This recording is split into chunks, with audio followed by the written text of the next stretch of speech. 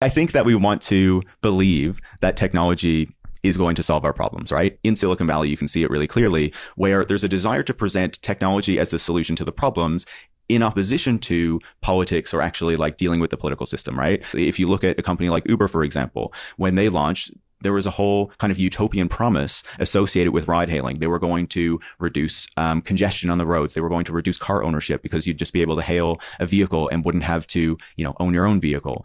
It was going to be more fuel efficient, it was going to be better for the environment. And then on top of that, it was also going to serve underserved communities. It was going to be complementary toward the transit system. And then, a number of years on from that, when independent researchers were finally able to dig into the data on Uber, and Uber was trying really hard to ensure they didn't get that data, they found that actually it was worse for the environment. It took riders away from transit. It did very little to change car ownership rates.